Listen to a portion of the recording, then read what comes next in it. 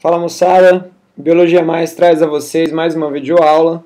O assunto de hoje, sangue, células sanguíneas. Também dividi essa videoaula em duas partes para facilitar o estudo. Essa primeira parte vai falar das células da linhagem mieloide, que eu vou explicar daqui a pouquinho, certo? Bom, gente, vamos começar aqui falando basicamente das funções do sangue. O sangue é o único tecido do nosso corpo considerado líquido. Ele é um tipo de tecido conjuntivo.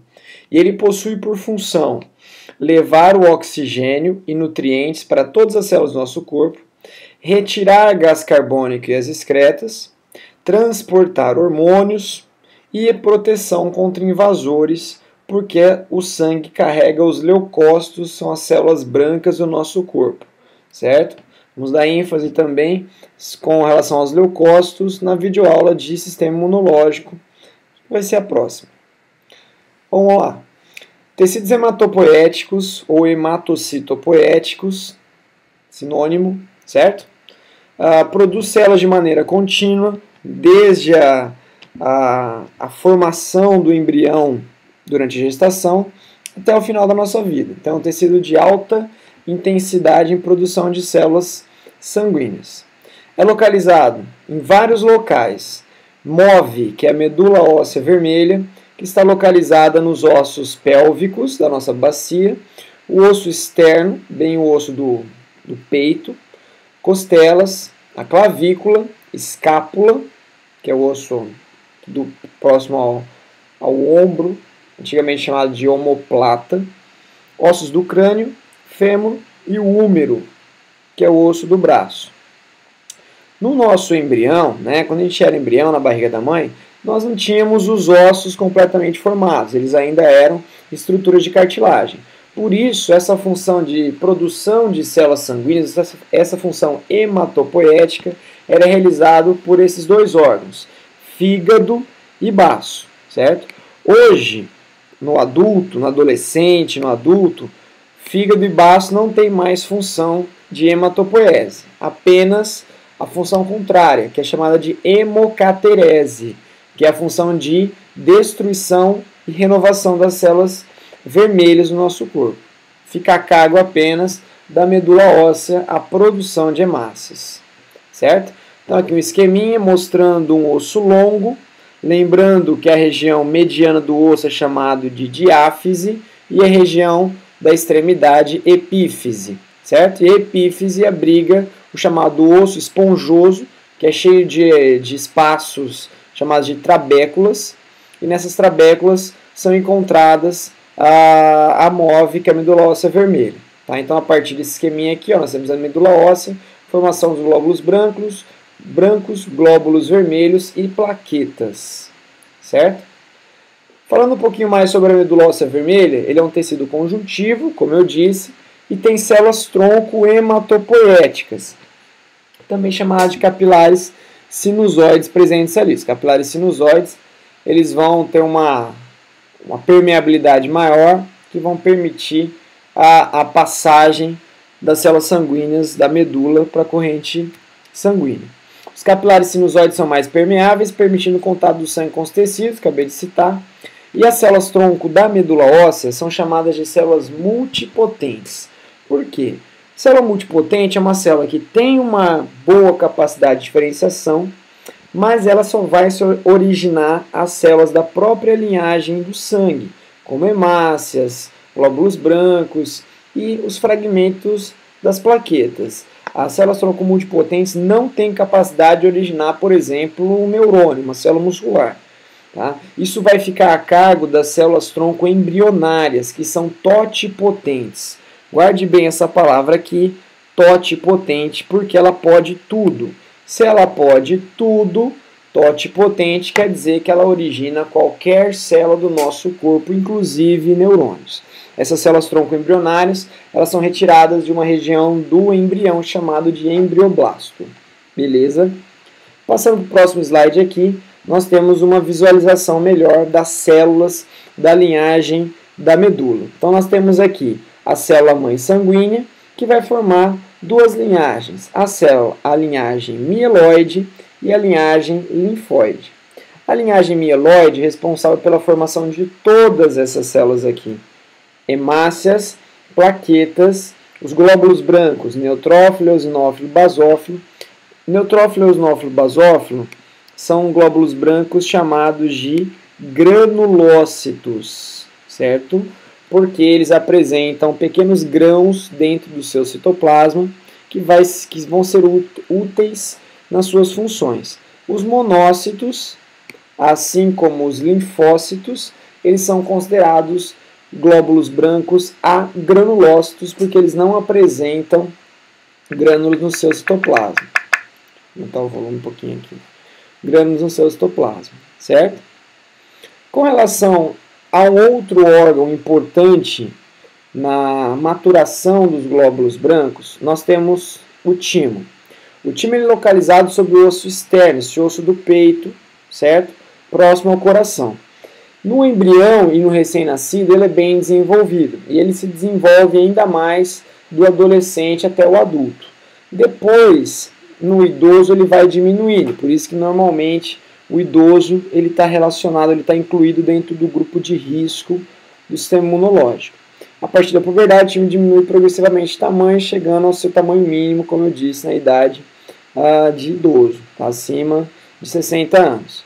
A função básica do timo é realizar a maturação dos linfócitos T.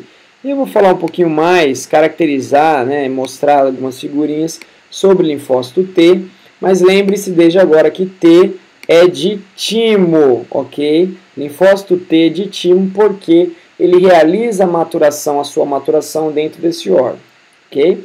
Outros órgãos linfáticos, também considerados linfáticos ou hematopoéticos, que vão relacionar com maturação e produção de células sanguíneas, como eu disse, o fígado, porque ele é um órgão hematopoético no embrião e depois ele é relacionado por degradar as hemácias, como eu falei, fenômeno de hemocaterese.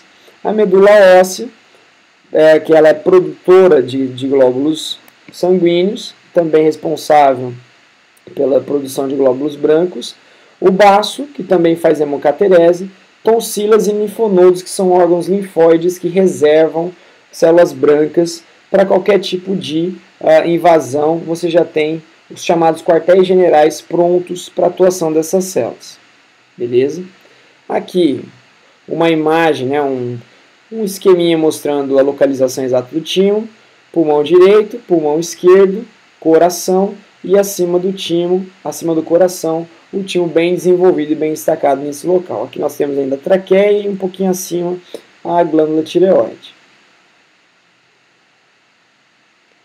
Vamos lá? Falar um pouquinho de cada uma das células das linhagens, começando pela linhagem mieloide. Nós vamos falar um pouquinho das hemácias. Hemácias também são chamadas de eritrócitos ou glóbulos vermelhos e elas têm uma sequência de maturação na medula óssea. Tá? São células discoidais e anucleadas nos mamíferos, na linhagem de vertebrados que não apresenta núcleo, apenas mamíferos. Aves, répteis, anfíbios e peixes possuem hemácias nucleadas, então é fácil diferenciar, nesse caso, os mamíferos dos outros vertebrados.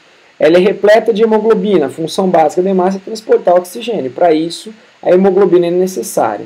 Uma das funções, né, das intenções ela perder o núcleo e as outras organelas é basicamente acumular hemoglobina durante a sua maturação. Depois que ela está adulta, que ela é chamada eritrócito, ela só apresenta hemoglobina no seu interior.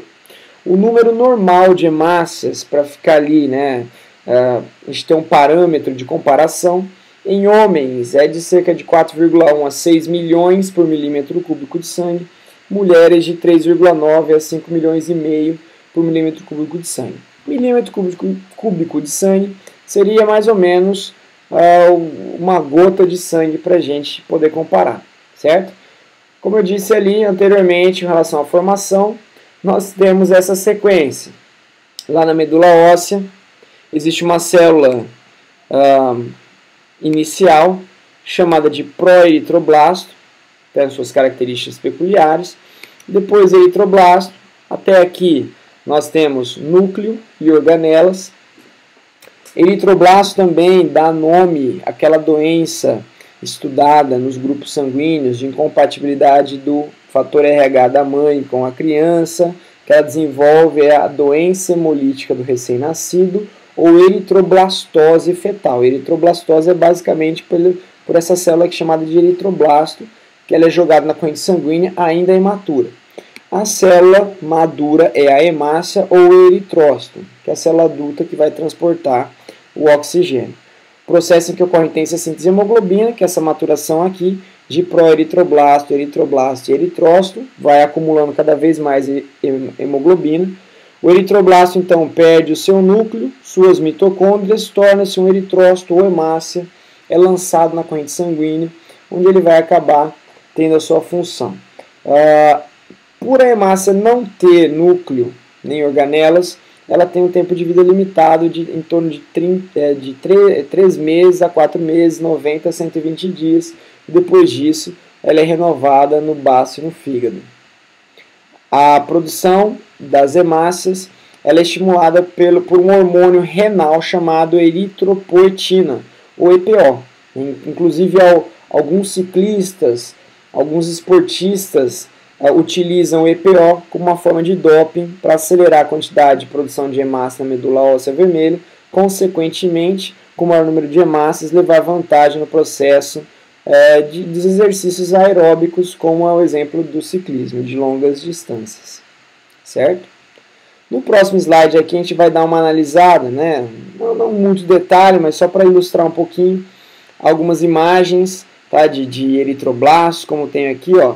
Proeritroblastos são essas células nucleadas bem grandes na figura da medula óssea vermelha.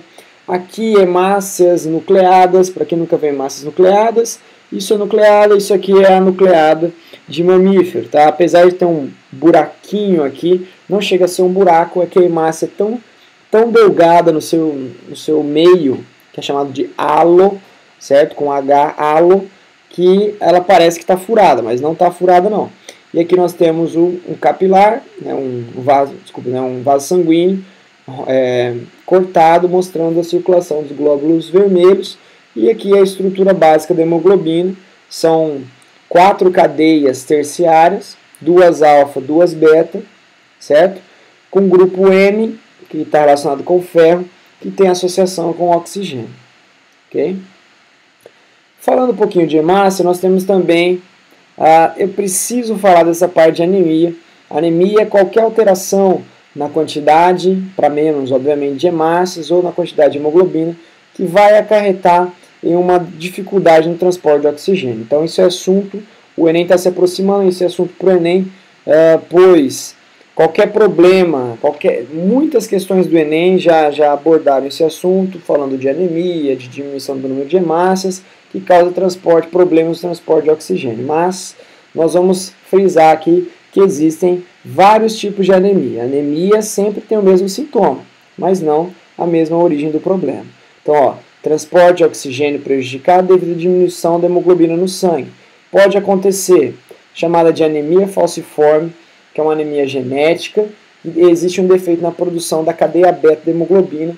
Como eu acabei de falar no slide anterior, a hemoglobina tem 2 cadeias alfas e 2 betas. Essa cadeia beta é alterada, ela muda de forma, ela deforma a hemácia, transformando a hemácia em forma de foice, por isso que é falciforme. A anemia ferropriva é aquela anemia talvez mais comum, que é por falta de ferro na alimentação. Então, a ingestão de alimentos com base de ferro, como feijão, lentilha, outros tipos de grãos, linhaça, chia, né? Isso aí é importante para absorção de ferro. Inclusive, até muitas questões trazem que cozinhar em panelas de ferro são importantes para que você consiga ter um bom suprimento de ferro. Consequentemente, solucionar esse tipo de problema. A anemia perniciosa quer dizer perigosa, é um problema na formação das hemácias, má formação nas hemácias, causada por avitaminose de B12. Vitamina B12, que ela é cientificamente chamada de cianocobalamina, porque ela tem cobre, ciano, certo? Cobre na sua composição, ela ocasiona anemia perniciosa. E a talassemia, que é outro tipo de anemia genética, o defeito ali está na produção do RNA mensageiro, que fica preso dentro do núcleo, não consegue sair ao citoplasma e por isso a hemoglobina também é defeituosa. Beleza, moçada? Mostrando aqui, ó, do primeiro quadrinho aqui, o número normal, a quantidade normal de hemácias, que não está caracterizando anemia, e aqui uma quantidade alterada, caracterizando anemia. Aqui é uma diminuição da quantidade de hemácia, não da quantidade de hemoglobina.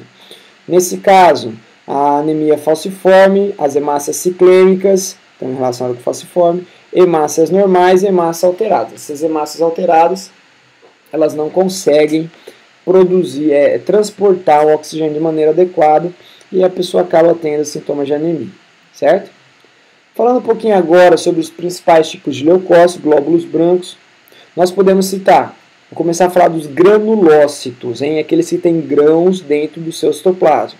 Neutrófilos é o mais comum deles. Nós podemos até grifar aqui, ó, corresponde a de 40% a 75% dos glóbulos brancos. Como é que eu vou reconhecer o neutrófilo? Ele tem um núcleo trilobado. Ele é responsável por fagocitose, tá? Assim como o macrófago, que é o grande comedor das células, ele está relacionado com fagocitose dos invasores. As infecções originam secreção de pus. O pus ele é seu amigo, porque o pus, onde há pus, está acontecendo uma batalha entre os neutrófilos e os invasores, certo? Então o pus significa que ali o seu corpo está tentando te proteger dos invasores. Eosinófilos é um outro tipo de leucócito. Esse aqui, ele tem um núcleo bilobado, é um núcleo só, mas ele tem duas divisões, chamadas de bilobado. Eles atacam invasores de grande tamanho, como os vermes parasitas. Então, se no exame de sangue aparecer, por exemplo, 10, 15, 20% de eosinófilo, quando o número normal é de 2 a 4, significa, tá, o médico vai desconfiar que existe algum tipo de verme, algum tipo de parasita no seu organismo e vai pedir uns exames mais apurados. Os eosinófilos possuem enzimas lisossômicas que vão destruir os invasores e eles também são antihistamínicos. Eles vão atuar em alergias para bloquear a alergia. Então, em uma alergia, o eosinófilo também pode estar em quantidades elevadas, mas não para provocar, e sim para tentar parar, bloquear essa alergia. E por último, o mais raro de todos, que é o basófilo. O basófilo ele não tem núcleo dividido em lobos, é um grande núcleo que ocupa quase todo o tamanho da sua célula, e eles liberam histamina e heparina. Lembrando que a histamina é um vasodilatador e a heparina é anticoagulante. Esses dois processos, essas duas substâncias vão provocar o processo alérgico, o processo inflamatório, que vai dar dor, calor e rubor. Vai ficar vermelho, vai doer, vai ficar quente essa região para auxiliar no combate aos invasores. Certo? Então, atua em processos alérgicos, são raros, entre 0,5% e 1%. Se tiver elevado, pode ser indício de infecção ou de alergia. Beleza? Aqui, ó, nós temos os granulócitos, eosinófilo. Aqui eu tenho um caso de núcleo tetralobado, mas normalmente ele é trilobado. Desculpa, o neutrófilo. O eosinófilo está aqui, certo? Bilobado. E o basófilo com o núcleo. Apesar de estar aparecendo aqui que ele é dividido em lobos, na verdade ele não é dividido, certo? Aqui uma foto, né, real, isso é um desenho, isso é uma foto real de um neutrófilo. Aqui um eosinófilo e um basófilo bem didático, bem bonito. Lembrando que estas células mais claras aqui ao fundo são as hemácias.